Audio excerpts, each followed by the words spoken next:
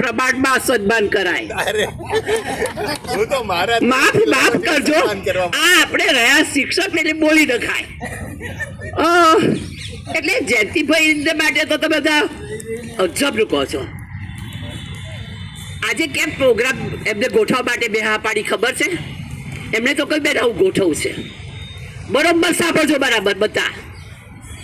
આપણે અહીંયા બેઠેલા બધા એવું નક્કી કરી લઈએ કે ગમે તે પરિસ્થિતિ હોય પણ જો 90 વર્ષની ઉંમરે પણ આ ભાઈ આટલા તંદુરસ્ત રહેતા હોય તો એમના પોઝિટિવ એટીટ્યુડને કારણે, સકારાત્મક વલણને કારણે.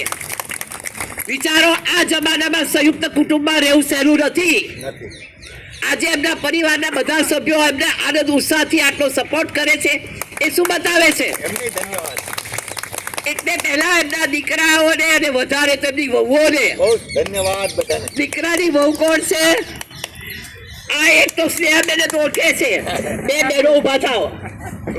તમને બે બહેનોને પણ ખૂબ અભિનંદન આપું છું કે તમે બહુ સરસ રીતે કુટુંબમાં વાતાવરણ જાળવ્યું છે. અભિનંદન. બે દીકરા ક્યાં છે?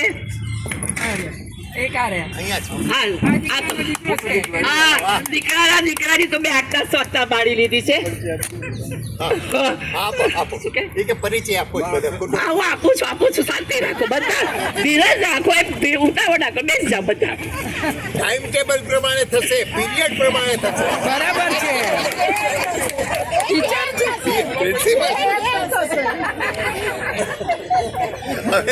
હવે